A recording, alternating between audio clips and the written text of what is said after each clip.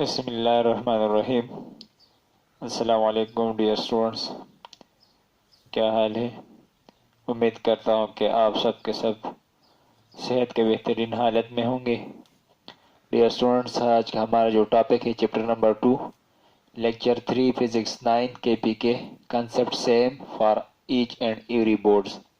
ठीक है dear students, तो इससे पहले हमने टॉपिक पढ़ा था मोशन और टाइप ऑफ मोशन लेक्चर 2 में।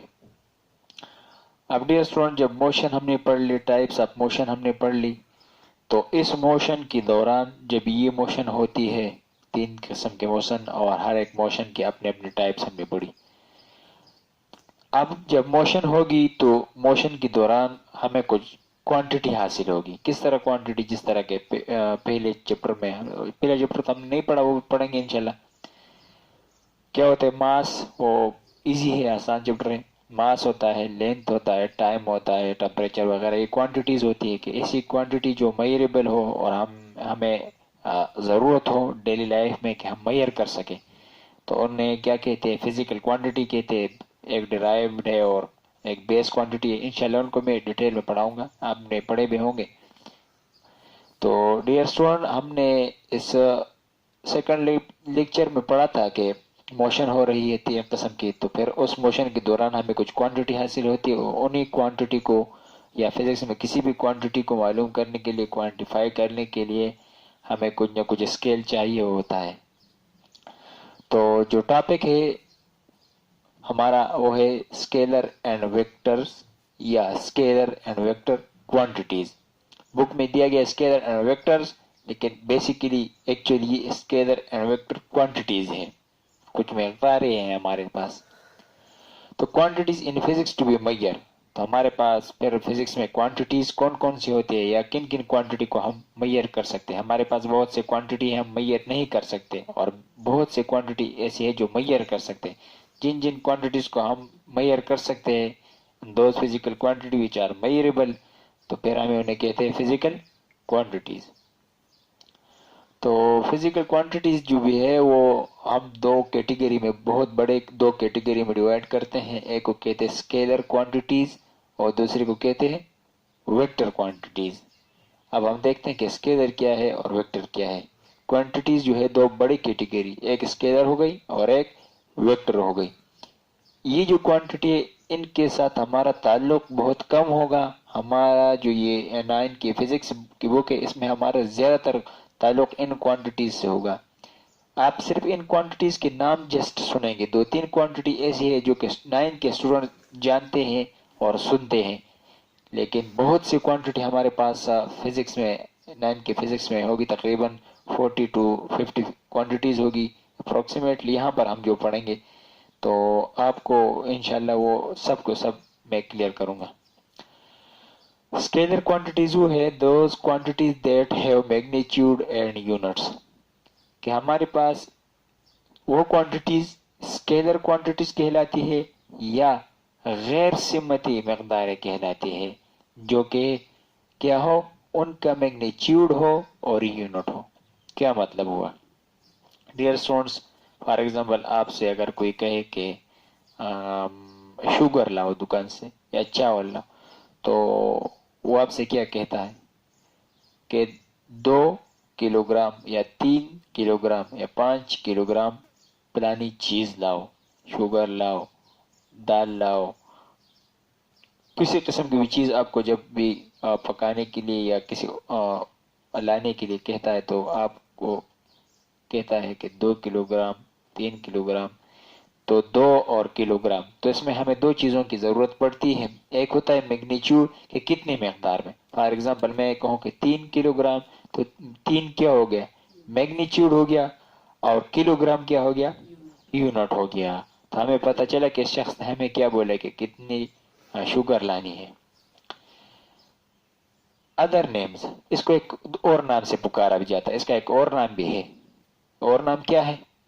Non directional quantities. ये लफ्ज यहां पर आया नॉन डायरेक्शनल क्वांटिटीज, मतलब ये है कि आपको 2 किलोग्राम, 3 किलोग्राम शुगर, चीनी, चावल के बारे में कहेंगे, लेकिन आपको ये नहीं बताए जाएंगे कि आप इस डायरेक्शन में जाकर और इस डायरेक्शन में और इस सिमत में जाकर चावल लाओ, और चावल यानी सिमत के बारे में यानी डायरेक्शन के बारे में किसी किस्म के क्वेश्चन आपसे नहीं किया जाएगा। तो इसका दूसरा नाम क्या हो गया? नॉन डायरेक्शनल क्वांटिटी, ये दूसरा नाम हो गया, आ सकता है पेपर में। तो द क्वांटिटीज दैट है मैग्नीट्यूड एंड यूनिट, उसका एक मैग्नीट्यूड मकदार होती है और सिर्फ उसका यूनिट होता है। तो ऐसी क्वांटिटीज को हम फिर क्या कहते हैं? स्केलर क्वांटिटीज, स्केलर और स्केलर क्वांटिटीज। दूसरा नाम नॉन डायरेक्शनल क्वांटिटी। एग्जाम्पल क्या हो सकता है? फॉर एग्जाम्पल आपसे कोई टाइम पूछे, फॉर एग्जाम्पल टेम्परेचर क्या है, बच्चों का जब हम टेम्परेचर मालूम करते हैं जस्ट हम क्या कहते हैं? 37 डिग्री सेंटीग्रेड। 37 क्या हो गया? मैग्नीट्यूड, और डिग्री सेंटीग्रेड उसका यूनिट हो गया। या 94 फ़ारेनहाइट, इस तरह हम पढ़ेंगे। ये फ़ारेनहाइट उन चीज़ों का आप नहीं जानते, आप यहाँ पर इस चैप्टर में सीखना है, क्योंकि मैं आपको physics scalar and vector quantities पढ़ा रहा हूँ। तो दो चीजें यहाँ पर सिर्फ आती, हीट है, एनर्जी है, चार्ज है। ये वो क्वांटिटी आपने सिर्फ नाम सुने हैं, आप जानते नहीं, लेकिन हम आपको इंशाल्लाह क्लियर करेंगे। तो आप यहाँ पर फिर भी थोड़ा सा कंफ्यूजन में होगी कि सर हम इसमें सेपरेशन किस तरह करेंगे कि ये फिजिक का ये जो है वेक्टर है, स्केलर है और ये वेक्टर है। तो इंशाल्लाह जब हम फिजिक्स 5, 6, 7 चैप्टर पढ़ लेंगे तो आप खुद ब खुद इनके दरमियान सेपरेशन कर सकेंगे, इनके दरमियान फर्क कर सकेंगे कि ये कौन सी क्वांटिटी है और ये कौन सी है। एग्जाम्पल क्या होगा स्केलर क्वांटिटी की? Time, temperature, mass, energy, charge, volume, power, density, current, speed. ये सिंपल ही क्वांटिटी, बहुत सिंपल क्वांटिटी। हमारे इनके साथ ताल्लुक बहुत कम पड़ेगा और इनके साथ ज्यादा पड़ेगा फिजिक्स में। Simple can be add, subtract, multiply like. ये जो फिजिकल क्वांटिटी है स्केलर क्वांटिटी, इनको हम सिंपली डिवीजन कर सकते हैं, मल्टीप्लिकेशन कर सकते, जिस तरह के हम दो नंबर को ऐड करते हैं या दो नंबर को सब्ट्रैक्ट करते हैं या दो नंबर का मल्टीप्लाई करते हैं या दो नंबर का डिवीजन करते हैं। तो ये बहुत सिंपल है। लेकिन हमारे पास एक और क्वांटिटी है जो कि वेक्टर क्वांटिटी कहलाती है। वो एक स्पेशल रूल हम इस्तेमाल करेंगे उनके एडिशन सब्ट्रैक्शन सब के लिए। तो ये बहुत सिंपल सी क्वांटिटी हो गई। अब हमारे पास है वेक्टर क्वांटिटीज या सिमती मकदारें। तो यही क्वांटिटी और इन क्वांटिटी के दरमियान एक ही लफ्ज का फर्क हो जाता है, तो इसलिए ये अलग कहलाते हैं। The quantities that have magnitude, unit and direction. ऐसी क्वांटिटीज जिनका यूनिट भी हो, जिनका मैग्नीट्यूड भी हो और डायरेक्शन भी हो। किस तरह? और दूसरा नाम इनका क्या है? Directional quantities, non directional quantities, और ये हो गई डायरेक्शनल क्वांटिटी। फॉर एग्जांपल अगर आपसे कोई कहे कि फॉर एग्जांपल स्टूडेंट्स आप खड़े हो जाए और मैं आपसे कहूँ, खड़े हो जाए, मैं आपसे कहूँ चलो, मैं आपसे कहूँ कि चलो, तो आपका कोई जहन में क्वेश्चन आएगा, आप कहेंगे कि किधर किधर, ठीक है? तो ये आप क्वेश्चन मुझसे कर सकते हैं। तो ये किधर यानी किस डायरेक्शन में, कहां पर चले जाऊं, या मैं आपसे कहूं बाइक लेकर चलो, तो आप मुझे कहें किस जानिब, ठीक है स्टूडेंट? तो यहाँ पर एक क्वेश्चन आ गया। तो फिर मतलब ये कि एक डायरेक्शन, एक सिमत, एक अतराफ के बारे में पूछा जा रहा है, तो डायरेक्शनल क्वांटिटी इन्हें कहते हैं। इसकी एग्जांपल क्या हो सकती है? वेट। आप वेट के बारे में हमने अभी तक इस चैप्टर में नहीं पढ़ा, क्योंकि वेट बाद में आएगा या इस चैप्टर के एंड में या दूसरे में आएगा, लेकिन आपको सिर्फ जानना है। वहां पर हम जब डिटेल में इसके बारे में पढ़ेंगे, इनके बारे में, सिर्फ यहाँ पर मैं आपको क्वांटिटीज दिखाता हूँ कि कौन कौन सी क्वांटिटीज होती है जो कि डायरेक्शन, जिनके डायरेक्शन होते हैं, सिमत होता है, एक अतराफ होता है। तो उनमें वेट आता है, फोर्स आता है, मोमेंटम आता है, एक्सेलरेशन आता है, टॉर्क आता है, वेलोसिटी आती है। Rules, special rules for addition, multiplication, subtraction. तो इनके लिए जो रूल होता है, यहाँ पर जो सिंपल रूल है एडिशन, मल्टीप्लिकेशन, सब्ट्रैक्शन, वो जो यहाँ पर वेक्टर क्वांटिटीज की जो रूल्स है वो बहुत इनसे मुख्तलिफ है। उनके लिए हम एक स्पेशल रूल, एक स्पेशल मेथड, एक स्पेशल प्रोसीजर, एक स्पेशल तरीक़ाकार इस्तेमाल करेंगे। तो ये हमारे पास हो गई वेक्टर क्वांटिटीज, ऐसी तिब्बी मकदारें जिनमें मैग्नीट्यूड हो, यूनिट्स हो और डायरेक्शन हो। ठीक है डियर स्टूडेंट्स, क्या क्या हो? मैग्नीट्यूड भी हो, यूनिट भी हो, डायरेक्शन में हो। तो उनमें कौन सी क्वांटिटीज आती है? वेट आती है, फोर्स आती है, मोमेंटम, एक्सेलरेशन, टार्क, वेलोसिटी। लेकिन आपको भी पता नहीं चलता कि ये क्वांटिटीज किस तरह हम इनको वेक्टर क्वांटिटी के इंशाल्लाह जब हम आगे जाकर वहां पर पढ़ेंगे तो आपको बहुत डिटेल में वो खुद ब खुद समझ में आएगा। तो अब हम पढ़ते हैं एक और छोटा सा टॉपिक है, देखते हैं, जो कि है रिप्रेजेंटेशन ऑफ वेक्टर, के वेक्टर को रिप्रेजेंट किस तरह किया जाता है, ये वेक्टर है किस तरह या ये दिखाई किस तरह देता है। ठीक है dear students, representation of vectors, के वेक्टर को रिप्रेजेंट या दिखाया किस तरह जाता है। ठीक है डियर स्टूडेंट्स, अब हम जो वेक्टर है वो थोड़ी सी न्यू चीज है, एक नई चीज है। बहुत बाद में जब हम पढ़ेंगे इन सब चीजों की बहुत बिल्कुल क्लियर हो जाएंगे। आपको जस्ट सिर्फ यहाँ पर रिमेम्बर और सीखना है कि कौन सी क्वांटिटीज स्केलर है, कौन सी वेक्टर है। अब जो वेक्टर है इनको हम रिप्रेजेंट दिखाते कैसे, शो किस तरह करते हैं। तो इसके जो रिप्रेजेंटेशन के मेथड है वो दो तरह होता है। किसी वेक्टर को दो तरीके से रिप्रेजेंट दिखाया जाता है, एक होता है सिंबॉलिक रिप्रेजेंटेशन और दूसरा होता है ग्राफिकल रिप्रेजेंटेशन। वेक्टर को कितने तरीके से दिखाया जा सकता है, एक होता है सिंबल से और एक है ग्राफिकली, उसका एक ग्राफ बनाया जाता है, एक पिक्चर से बनाई जाती है, और एक होता है जस्ट सिर्फ सिंबल। सिंबल किस तरह, 1 नंबर। हाँ, सिंबॉलिक रिप्रेजेंटेशन हम किस तरह करते हैं? सिंबॉलिक रिप्रेजेंटेशन इस तरह होता है, कैपिटल लेटर्स या स्मॉल अल्फाबेट, स्मॉल अल्फाबेट या कैपिटल अल्फाबेट, और उसके ऊपर एक एरो डाल देते हैं, उसके ऊपर एक एरो डाल देते। तो ये एरो किस चीज को जाहिर करता है?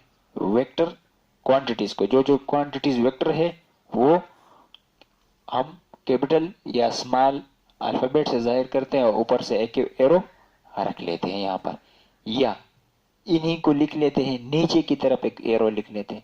वही चीज है, ऊपर एरो या नीचे एरो। स्मॉल में भी क्या मतलब है? एरो का क्या एरो, ये तीर वाला निशान, ये तीर का निशान नहीं, वही वेक्टर को जाहिर करता है।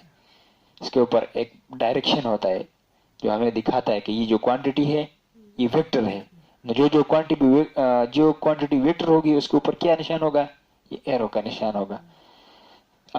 तो इसको हम रिप्रेजेंट सिंबल से इस तरह रिप्रेजेंट कर सकते हैं, या इस तरह, या बोल्ट अंदाज में, यानी बहुत बड़े, यानी जो बोल्ट होता है, बोल्ट कैपिटल लेटर को एक बोल्ट करके लिखा जाता है। तो इस तरह से भी हम इनको दिखा सकते हैं कि ये भी वेक्टर क्वांटिटी। इस तरह भी लिखा जा सकता है, इस तरह भी लिखा जा सकता है, और इस तरह भी लिखा जा सकता है। अब वेक्टर को दिखाने के लिए मैथमेटिकल फॉर्म होती है, क्योंकि ये ऐसी क्वांटिटी है जिनके डायरेक्शन मैग्नीट्यूड होते हैं। तो अब हम मैथमेटिकली इनको दिखा किस तरह सकते हैं? तो हम मैथमेटिकल वेक्टर को इस तरह लिखते हैं कि फॉर एग्जांपल मैंने एक वेक्टर लिखा, vector A is equal to magnitude. ये जो दो लाइन है इनका मतलब क्या है? Magnitude or absolute, magnitude or absolute. इसका क्या मतलब हुआ कि यहाँ पर ये जो क्वांटिटी आएगी ये नेगेटिव नहीं होगी। फॉर एग्जाम्पल ये मेरे पास ये लेंथ है तो ये लेंथ नेगेटिव नहीं है, या ये जो लेंथ है या ये जो लेंथ है ये नेगेटिव नहीं हो सकती। जब इस किस्म की क्वांटिटीज ऐसी चीजें मौजूद हो तो वो नेगेटिव नहीं हो सकती। तो उसके लिए हम यहाँ पर क्या लिख लेते हैं? ये एक दो लाइनें लिख लेते हैं। इसको क्या कहते? मैग्नीट्यूड। क्या कहते? मैग्नीट्यूड। या इसको दूसरा नाम क्या कहते? एब्सोल्यूट। या दूसरा नाम, तीसरा नाम क्या है? मॉडुलस। ठीक है, तो ये इसके नाम हो गए। तो हम वेक्टर को मैथमेटिकली किस तरह लिखते हैं? वेक्टर ए, मेरे पास एक वेक्टर है वो मैंने लिख लिया, vector A is equal to magnitude and छोटा सा ए मैंने और लिख लिया, ये मैग्नीट्यूड हो गया या मकदार होगी। ठीक है, और ये छोटा सा ए क्या जाहिर करता है? डायरेक्शन, कि किस डायरेक्शन में। ये छोटा ए क्या ये इस बड़े ए के ऊपर कैप क्या जाहिर करता है? डायरेक्शन। और ये क्या जाहिर करता है कि कितनी vector, 2 unit vector, 3 unit vector, 4, 5 6 जितने भी हो सब के सब की जगह मैंने क्या लिखा, सिर्फ ए लिखा। या इसके रिप्रेजेंटेशन का एक और तरीका, इस तरह भी हम लिख सकते हैं। और इसी चीज को वापस देख लिए, ऊपर छोटा सा एरो कर दिया। यहाँ पर मैंने एरो नहीं किया, यहाँ पर किया, तो ये दोनों एक ही चीज है, यानी मैथमेटिकल रिप्रेजेंटेशन ऑफ वेक्टर। क्या रियाजियाती तौर पर या रियाजी की जुबान में या मैथ की जुबान में हम वेक्टर को किस तरह दिखाते हैं, वेक्टर का रिप्रेजेंटेशन क्या है, तो हम इस तरह दिखाते हैं आर, या इस तरह दिखाते हैं। ठीक है डियर स्टूडेंट्स। अच्छा ये पोर्शन हो गया यहाँ तक। अब बाद में सिंबॉलिक हो गया, अब हम ग्राफिकल देखते हैं कि ग्राफिकल रिप्रेजेंटेशन क्या होता है, वेक्टर को ग्राफिकली किस तरह। तो हम वेक्टर को इस तरह ग्राफिकली रिप्रेजेंट कर सकते हैं कि सिंपली हम एक लाइन खींचने दे, लाइन खींच दे, तो इस लाइन का एक स्टार्टिंग पॉइंट होगा और एक एंडिंग पॉइंट होगा, और एंडिंग पॉइंट में एक एरो पुट कर देंगे। क्या, एक एरो पुट कर देंगे। तो ये स्टार्टिंग पॉइंट हो गया, ये एंडिंग पॉइंट। स्टार्टिंग पॉइंट को क्या कहते हैं, टेल कहते हैं, और एंडिंग पॉइंट को हेड कहते हैं। ये टेल हो गया और ये हेड हो गया। ये मेरे पास एक वेक्टर v है, तो इसका starting point a, ending point b, और ये वेक्टर क्या है, v मैंने एक वेक्टर ले लिया, और ये इसका जो एंडिंग पॉइंट है और एरो है इसको हेड कहते हैं, और जो स्टार्टिंग पॉइंट है इसको क्या कहते हैं, टेल कहते हैं। टेल दुम, और यहाँ पर सर आ गया। ठीक है, अब हम इसको थोड़ा सा डिटेल में पढ़ते हैं, इसी ग्राफिकल रिप्रेजेंटेशन को थोड़ा सा डिटेल में पढ़ते हैं। डिटेल एक्सप्लेनेशन ऑफ वेक्टर क्या होता है। अब इस वेक्टर को हम, ये जो डायरेक्शन सिमत एक अतराफ जाहिर करता है, तो फिर हमको एक सिस्टम की जरूरत आती है। किस तरह सिस्टम की, हमें एक ऐसा सिस्टम बनाना होता है कि हमें वहां पर डायरेक्शन शो करनी होती है कि ये किस पोजीशन में, या ये किस डायरेक्शन में, या ये किस जानिब है। तो मुझे एक टूल्स की, एक मेथड की, एक प्रोसीजर की जरूरत आती है, उसे कहते हैं कोऑर्डिनेट सिस्टम। क्या कहते हैं उसे, कोऑर्डिनेट सिस्टम। कोऑर्डिनेट सिस्टम क्या होता है कि द लाइन ड्रॉन परपेंडिकुलर, ये मैंने परपेंडिकुलर स्पेलिंग की जगह मैंने क्या लिखा है, परपेंडिकुलर इस तरह होता है। मैंने परपेंडिकुलर लफ्ज की जगह यहाँ पर मैंने डायरेक्ट परपेंडिकुलर लिख दिया। The line drawn perpendicular at right angle to each other is called coordinate system. कि ऐसे दो लाइनें जो एक दूसरे के ऊपर इस तरह इस तरह इस तरह और इस तरह एक दूसरे के ऊपर रखते जाए और 90 एंगल्स पर हो, जो सिस्टम बन जाता है। क्या, जो सिस्टम बन जाता है, तो उसे क्या कहते हैं, उसे कहते हैं कोऑर्डिनेट सिस्टम। तो उस कोऑर्डिनेट सिस्टम में, उस ग्राफ में, उस मेथड में हम इन वेक्टर को दिखा सकेंगे। यानी वेक्टर के रिलेटेड जितनी भी स्टडी होगी, यानी जितने भी वेक्टर होगी, उनको हम किस चीज में दिखाएंगे, हम एक ग्राफ में दिखाएंगे, हम एक सिस्टम में दिखाएंगे, उसकी एक इमेज बनेगी, तो उसकी एक पिक्चर बनेगी, तो हम उसे कहते हैं कोऑर्डिनेट सिस्टम। तो कोऑर्डिनेट सिस्टम क्या हो गया, the line drawn at right angle to each other, the system is called coordinate system. ये एक लाइन ही और ये एक दूसरे के ऊपर ड्रा हो गए, तो यहाँ पर 90 एंगल बनते, ये सिस्टम क्या बन गया, कोऑर्डिनेट सिस्टम। अब ये कोऑर्डिनेट सिस्टम जब बन गया, तो फिर इस कोऑर्डिनेट सिस्टम के दो छोटे छोटे और क्या है, इंटरनल सब पार्ट्स है। तो वो है क्या, एक होता है जियोग्राफिकल कोऑर्डिनेट सिस्टम और एक होता है कार्टेशियन कोऑर्डिनेट सिस्टम।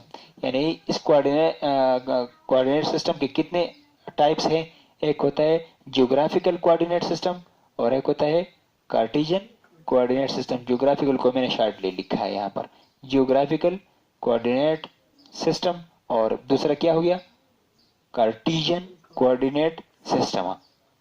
जो हमारा यहाँ पर ज्यादातर वास्ता पड़ेगा यहाँ पर छोटा सा, तो ये उसको इस तरह हम दिखाते हैं, जियोग्राफिकल को इस तरह दिखाते हैं। जियोग्राफिकल क्या होता है, ईस्ट वेस्ट नॉर्थ साउथ होता है। तो ये क्या हो गई, डायरेक्शन हो गई। डायरेक्शन क्या होती है, डायरेक्शन किस चीज में आती है, वेक्टर क्वांटिटीज में आती है। वेक्टर क्वांटिटीज में आती है, तो यहाँ पर हम ईस्ट वेस्ट नॉर्थ साउथ के बारे में पूछते हैं। तो ये क्या होगी, जियोग्राफिकल कोऑर्डिनेट सिस्टम, और ये क्या हो गया, कार्टेशियन कोऑर्डिनेट सिस्टम हो गया।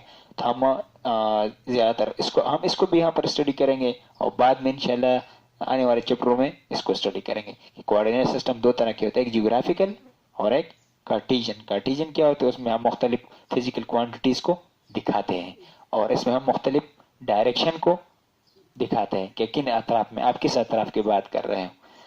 तो यहाँ पर हम एक छोटा सा एग्जाम्पल लेते हैं और एग्जाम्पल के थ्रू देखते हैं कि वेक्टर के रिप्रेजेंटेशन ग्राफ, उसके लिए ग्राफ बना, एक मेथड, एक टूल बना। अब इस ग्राफ में हम किसी वेक्टर को किस तरह दिखा सकते हैं। तो एग्जाम्पल कि कोई स्टूडेंट है, वो अपने स्कूल से ईस्ट की जानिब जा रहा है और कितनी डिस्टेंस उन्होंने कवर की है, 100 किलोमीटर। कि आप इसको ग्राफ के थ्रू, ग्राफ के जरिए दिखाएं। ग्राफ के जरिए हम इसको किस तरह शो करेंगे, या कार्टेशियन कोऑर्डिनेट सिस्टम में जो हमारे पास ज्योग्राफिकल सिस्टम है उसके जरिए हम इस मोशन को किस तरह दिखाते हैं, ग्राफिकली जो कि एक वेक्टर बनती है, तो अब हम उसको दिखाते हैं किस तरह। कि student travel 100 kilometre from school towards the east. East की जानिब, वो जिस जानिब के जा रहा है उसका जो डायरेक्शन है वो क्या है, ईस्ट है। डायरेक्शन की बात आ गई, जब डायरेक्शन की बात आ गई तो कौन सी क्वांटिटी बन गई, वेक्टर क्वांटिटी बन गई। तब हम रिप्रेजेंट इट्स ग्राफिकली, इसको ग्राफ के जरिए दिखाइए, ग्राफ के जरिए रिप्रेजेंट किस तरह किया जाता है। तो स्टेप 1, डायरेक्शनल मैप। पहले हम डायरेक्शनल मैप बनाएंगे। ये मैप मीन इस सिस्टम को बनाएंगे, कार्टेशियन सिस्टम को बनाएंगे। Step 2, scale. तो अब मेरे पास वहां यहाँ पर तो 100 किलोमीटर है, 100 किलोमीटर को तो मैं पेज पर या बोर्ड पर ड्रा नहीं कर सकता। तो फिर मैं क्या करूंगा, एक स्केल बना लूंगा। किस तरह स्केल बनाऊंगा, लेट से मैंने कहा कि 10 किलोमीटर को मैंने 1 सेंटीमीटर के बराबर ले लिया। 10 किलोमीटर को 1 सेंटीमीटर के बराबर मैंने ले लिया। जब 10 किलोमीटर को मैंने यहाँ पर अपनी आसानी के लिए, यहाँ पर लिखने के लिए, प्रॉब्लम को सॉल्व करने के लिए मैं बहुत बड़े डिस्टेंस को छोटा सा ले लूंगा कि पेज पर हल हो। तो फिर मैंने वो क्या ले लिया, 10 किलोमीटर को मैंने 1 सेंटीमीटर के बराबर ले लिया। तो फिर 100 किलोमीटर किस चीज के बराबर हो जाएगा, 10 सेंटीमीटर, 10 सेंटीमीटर के बराबर हो जाए। तो फिर हम क्या लिखें, फिर क्या करेंगे, स्टेप नंबर 3 में हम एक लाइन खींचेंगे। कितनी लाइन, 10 सेंटीमीटर की लाइन खींचेंगे और इसके पुट एरो अहेड, इसके एंड में, इसके लास्ट में यहाँ पर हम एक एरो पुट कर दीजिएंगे। किस लिए, कि वो हमें क्या दिखाएगा कि वो शख्स किस जानिब गया है, ईस्ट की जानिब गया है, या स्टूडेंट या जो बच्चा किस जानिब गया है, ईस्ट की जानिब गया। तो क्या हो गया, हमने इसको एक वेक्टर के जरिए दिखा दिया। कि इसको मैप के जरिए किस तरह, स्टेप 1 में मैप बनाएंगे, स्टेप 2 में हम एक स्केल बनाएंगे कि बहुत बड़ी स्केल होगी, बहुत बड़ी वैल्यू होगी, हम उसको छोटी वैल्यू में दिखाएंगे। और फिर एक लाइन ड्रा करेंगे, फिर उस लाइन के एंड में एक एरो पुट कर देंगे, तो ये एक वेक्टर बन गई। ये एक वेक्टर क्वांटिटी है, क्योंकि यहाँ पर डायरेक्शन के बारे में बताया गया है कि टुवर्ड्स ईस्ट। तो डियर स्टूडेंट्स, ये था हमारा आज का लेक्चर नंबर 3। तो इंशाल्लाह नेक्स्ट लेक्चर में हमें इंशाल्लाह बहुत वसी टॉपिक आपको पढ़ाना होगा, बहुत इंटरेस्टिंग टॉपिक आने वाले हैं, जिसमें बहुत से मैथमेटिकल फॉर्म और जितने भी मोशन हमने पढ़ी, इससे पहले 2-3 किस्म के मोशन, अब उन मोशन में मुख्तलिफ किस्म के क्वांटिटीज है। किसी भी मोशन से हमें मुख्तलिफ क्वांटिटीज दिखेगी। कौन कौन सी क्वांटिटीज दिखेगी, फोर्स क्वांटिटी हमें हम फाइंड आउट करेंगे ये क्या है, वेट क्वांटिटी हमें मिलेगी, मोमेंटम क्वांटिटी मिलेगी, एक्सेलरेशन, ये सब के सब क्वांटिटीज अब बाद में आने वाले पूरे के पूरे चैप्टर में यही चीजें चल रही होगी, जो कि ज्यादातर मैथमेटिक्स से रिलेटेड है इंशाल्लाह। ओके डियर स्टूडेंट्स, तो उस वक्त तक हमें इजाजत दीजिए। अल्लाह हाफिज।